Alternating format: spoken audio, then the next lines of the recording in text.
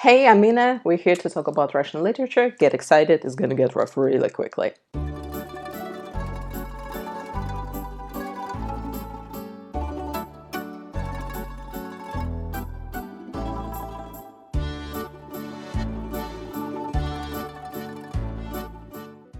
I've decided to talk mostly about the literature that was taught to me in school in order to reassess and revisit some of it, because honestly, teaching Crime and Punishment to 15-year-olds is a fool's errand. And now that I'm twice that age, harder and wiser, well, debatable, it's worth to take a look back and see if those Russian classics were as unbearable as I remember them being, and maybe learn a thing or two in the process. To get into the groove of things, I've chosen a book that I do actually remember liking from the Russian lit class, and that's the Master and Margarita by Bulgakov.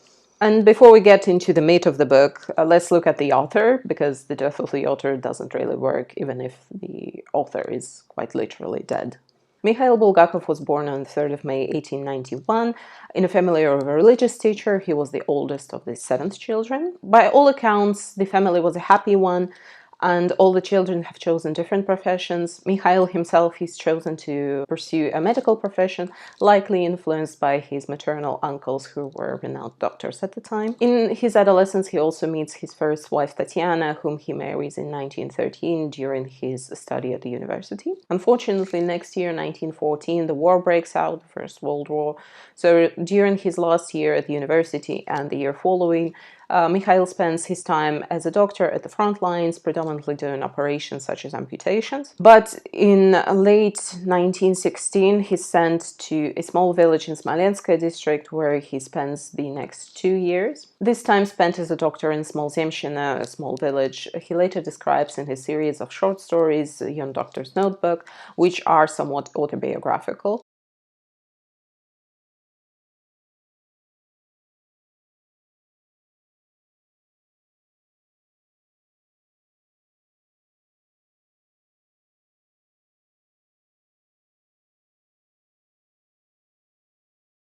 While the stories are humorous and lighthearted in nature, the reality of that life was far from it. Mikhail, he was used to a little more of a bustling town life, so spending time in a village like this is incredibly boring for him. His only solace, according to him, were his books and his job. Unfortunately, once he's helping a child with diphtheria, so he takes a shot to fight the disease so he does not contract it himself, has a bad reaction to the shot, and is forced to take a shot of morphine to alleviate the pain. And thus begins his addiction to morphine. He suffers from the addiction for quite some time. It consumes his life, and he later describes it in a short story called Morphine.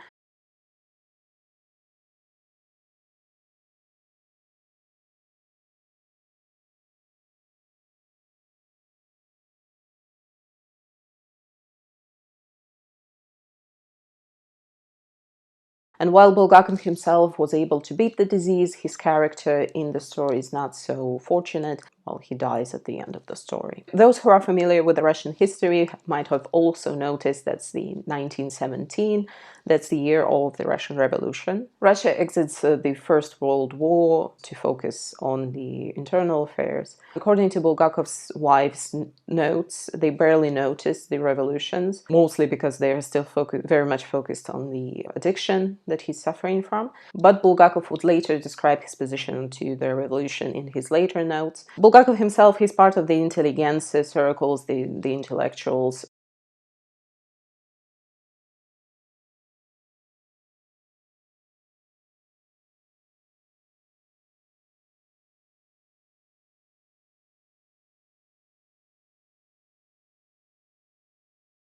And the revolution brings to power the workers and the farmers, so he's described it as the end of an era and laments the life that he's lost forever now. One good thing does come from the revolution for him specifically, because he's able to leave his assignment in this Zemshin, in this village, and return to Kiev. The events that he saw in Kiev in 1918 and 19, he would later describe in his novel The White Guard.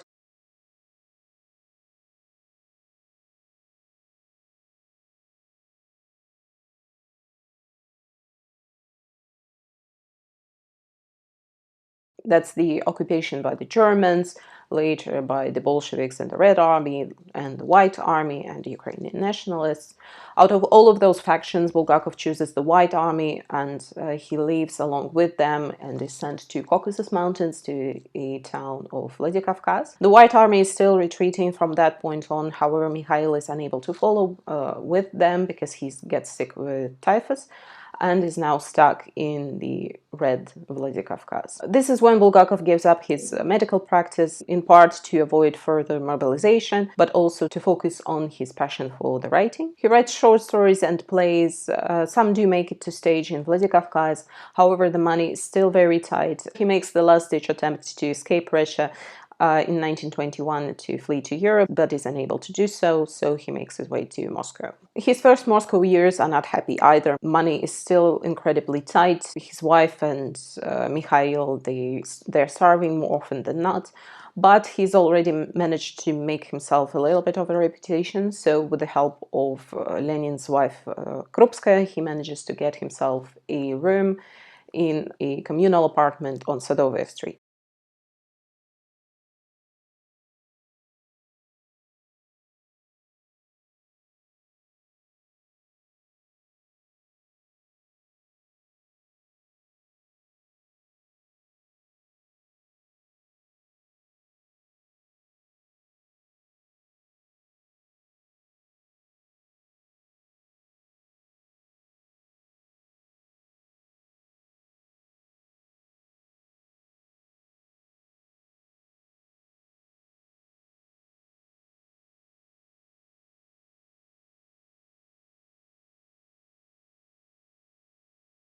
This apartment later would become the prototype for the evil apartment in his work, The Master and Margarita, but also the lifestyle that he saw there, it feeds into his other stories, such as The Heart of the Dog.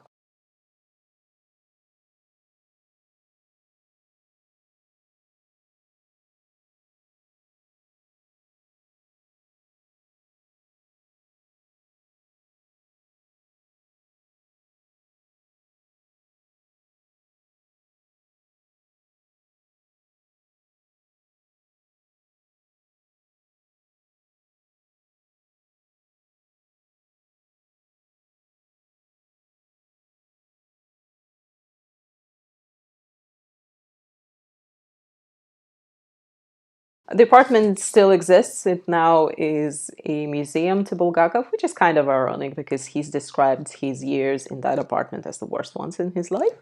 So, Bulgakov's life gets a little bit better when he starts to get published in Moscow, and he's now accepted into the writing circle of Moscow at the time. And that's where he meets his second wife, Lyubov, in 1924. Lyubov was previously married to a publisher who has managed to escape Russia during the Civil War. And so she did spend some time in immigration in both Paris and Berlin, I believe. He used her experience of fleeing Russia and her life spent in immigration as the basis for his novel On the Run. He marries her in 1925, having divorced his first wife, Tatiana. Bulgakov continues to write The White Guard and The Heart of the Dog, amongst others, but the censorship gets harsher and harsher every day. Bulgakov has also attracted the attention of NKVD, the secret services. His apartment gets raided, and he himself is brought into questioning in 1926. But fortunately, or unfortunately for him, his play, The Day of the Turbans, premieres at the Moscow Art Theater the next day, and it's an incredible success. The public loves it. The play is also rumored to be one of Stalin's favorites. So the public is now waiting for what comes next for the famous playwright. In the next 2 years, he manages to put 2 more plays on stage. However, his next one, On the Run, gets heavily censored, and all his previous plays are pulled from theater as well. It's a huge hit to Bulgakov. It once again kicks off a hard period of life for him. He continues to write novels, short stories, and plays. Some plays do make it on stage, some do not, but none survive for long. He also faces harsh critics' reviews.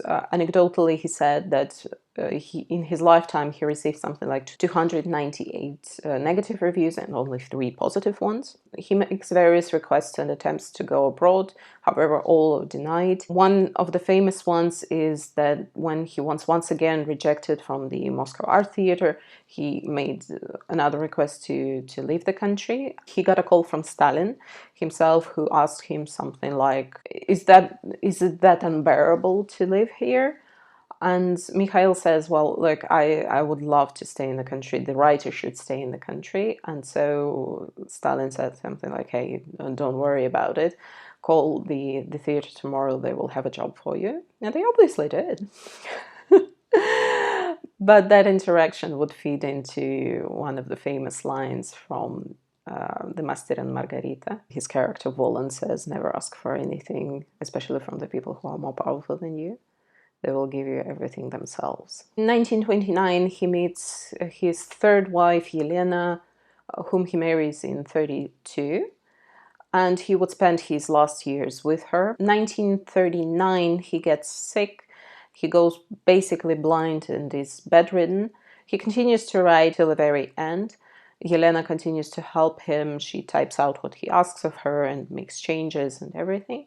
He dies on the 10th of March 1940, and he's now buried in Novodevichy Cemetery here in Moscow.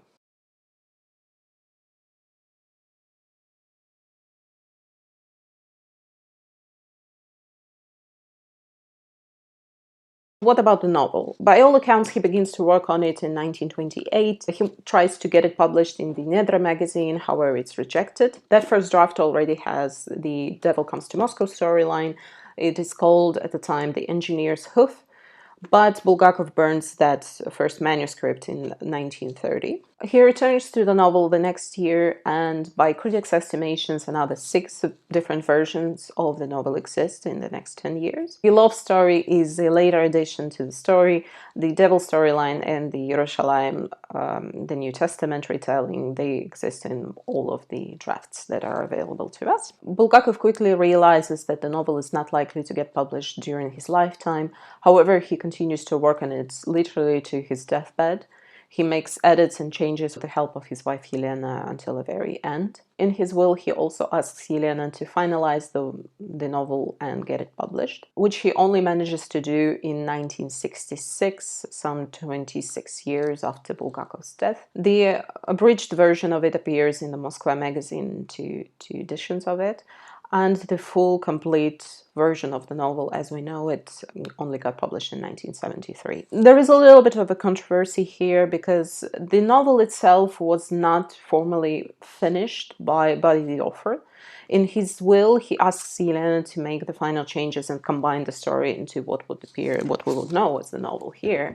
However, there are at least 3 editors that took a stab at combining the text into the novel. The novel does not have a canonical text, if you will, but one would assume that Yelena's version should be the canon, if only because he asked her to do it.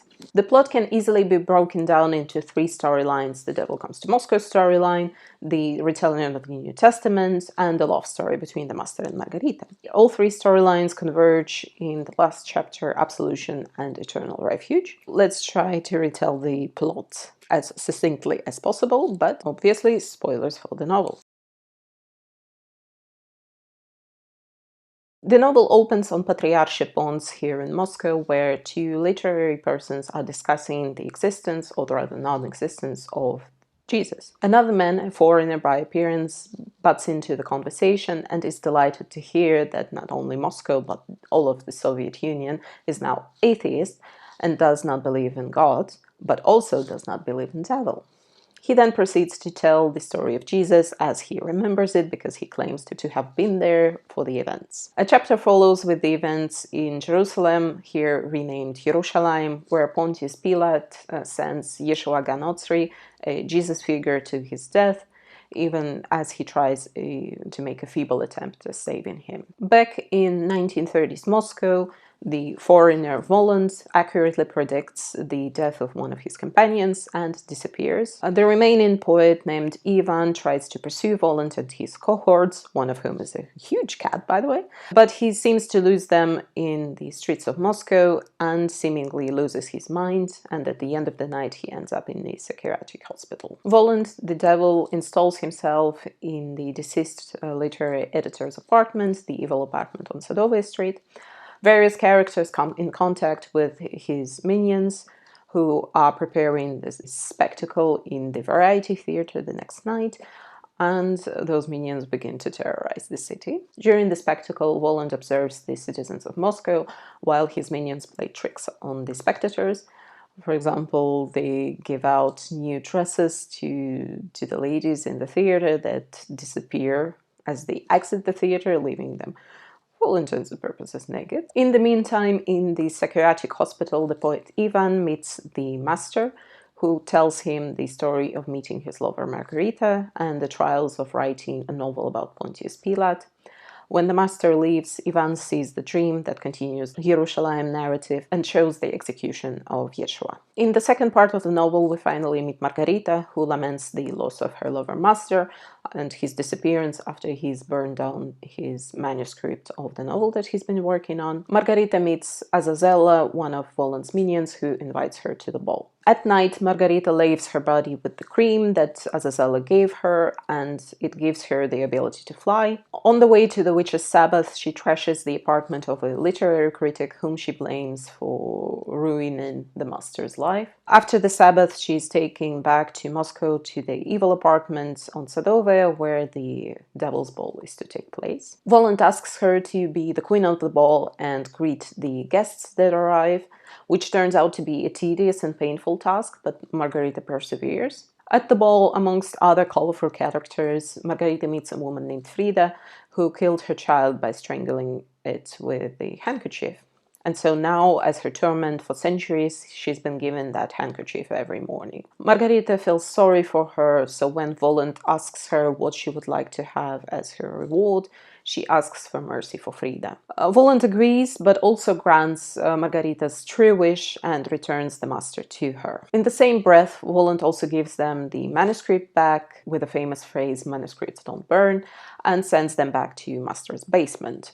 There, as the master sleeps, Margarita reads the last chapters of the novel, which describe Pontius Pilate sending an assassin to kill Judas, thus avenging the death of Yeshua. As Volund is preparing to leave the city, his minions go off into the city to cause more havoc and chaos, burning down a couple of buildings and driving some people mad as well. They all gather on Sparrow Hills south of Moscow, Volund, his minions, the Master and Margarita, and they leave town for good. As they stop, Volund tells the Master that the novel is unfortunately not finished, and Pontius Pilate appears to them in the moonlight. Volund offers the Master to finish the story, and he cries, "Free, free, he's waiting for you."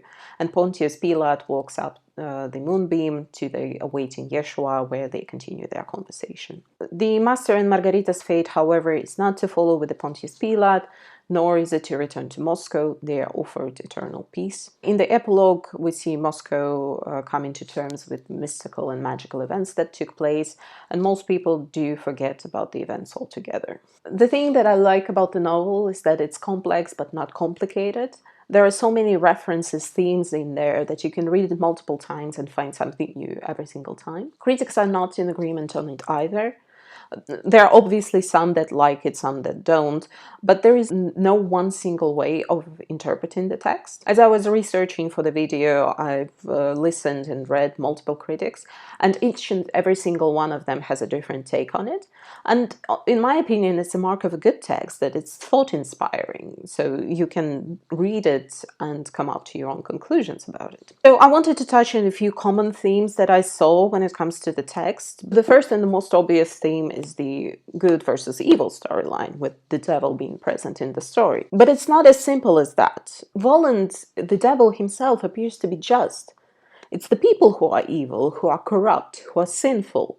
When his minions are torturing people, it almost seems like it's justified. Moscovites are greedy. They're clamoring for free stuff on the stage of the variety theater.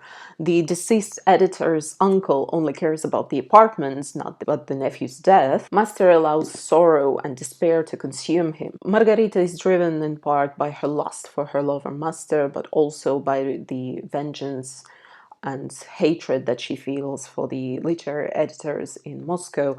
And in the Yerushalayim story, there's obvious Pontius Pilate, who is cowardly. As you think on it, there are truly no good characters in the story. Arguably, Yeshua, the Jesus stand-in, should be that. But just as the devil in Bulgakov's work doesn't act like your normal devil would, Yeshua is far from Jesus. The Yerushalayim chapters were called the Devil's Gospel in the first drafts of the novel.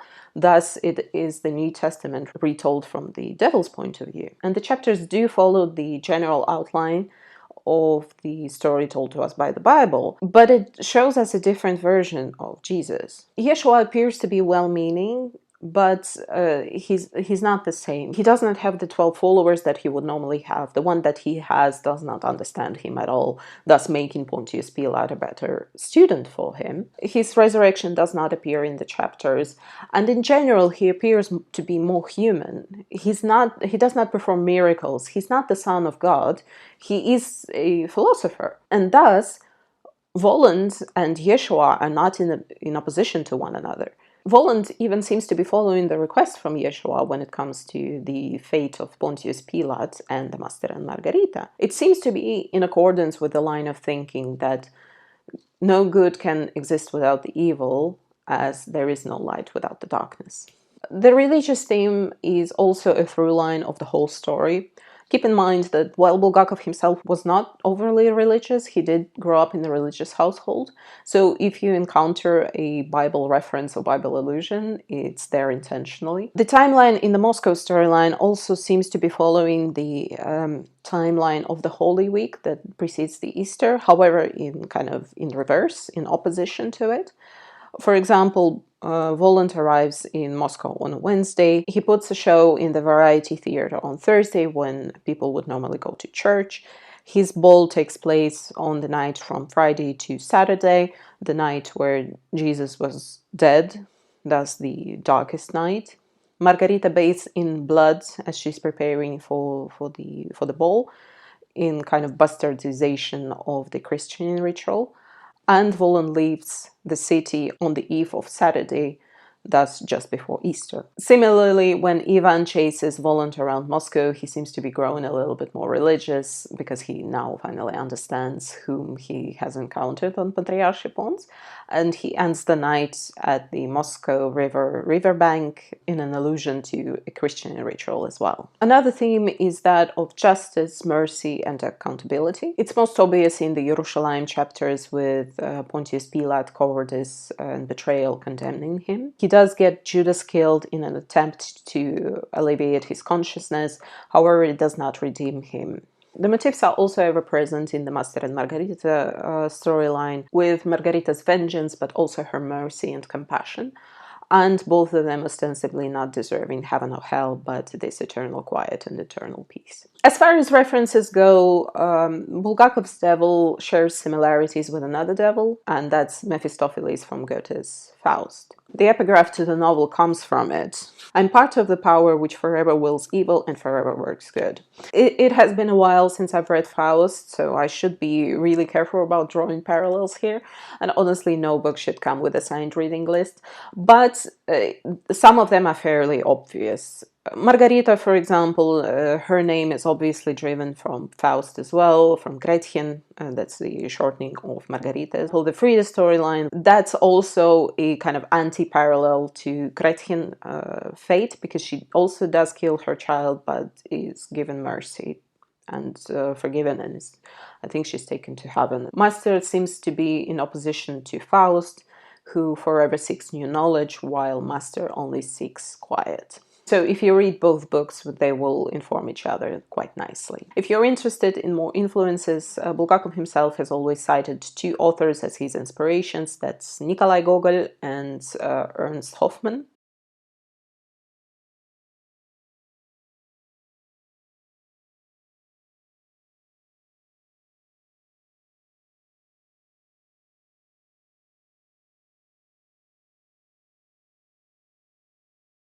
For example, apparently there is a reference to Hoffman's little tzachets called Cinnabar that references the Master's eternal fate. Another thing to cover is the satirical part, specifically with the depictions of the 1930s Moscow. Some of it is subtle, nicely integrated into the story. For example, the mentions of disappearances when it comes to the evil apartment, but some of it is quite on the nose. For example, a chapter called Nikanor Ivanovich's Dream, it drives the whole story to halt and just is this satire. And even though the events that are described in this story have taken place nominally about 100 years ago, and I, for example, was born at the fall of the Soviet Union, the everyday life that is described is incredibly familiar, even if it's just ingrained in the cultural code enough that I recognize it. Some of it, like laws against possession of foreign currency, that's only remembered by the older generation. But some things like our obsession with the real estate and apartments, that still haunts us to this day. In the same breath, we probably should mention the references to Stalin's repressions. They appear all over the texts, some of it like the disappearances from the evil apartment, and some of it just sprinkled into the text as early as the first chapter, where Ivan suggests that Kant needs to be sent to Solovki for his theories. For Russian reader, these details, they enrich the text even more because they are familiar to us. They give a better picture of the life of Moscow at the time, so it should be at least a curiosity for the foreign readers. Another layer is the autobiographical aspect of the novel. It's not to the same level as The Young Doctor's Notebook or Morphine, but the details are all there and you can see them. The master burns the first manuscript of the novel, driven to this by the harsh critics' reviews, all very familiar to Bulgakov. Margarita's prototype is said to be Bulgakov's third wife, Yelena, who also was very defensive of her husband's work and fought the critics, if not using the same methods as Margarita. Some of the characters in the literary circle here are also said to be based on real people. Another theory is that Voland is based on Stalin.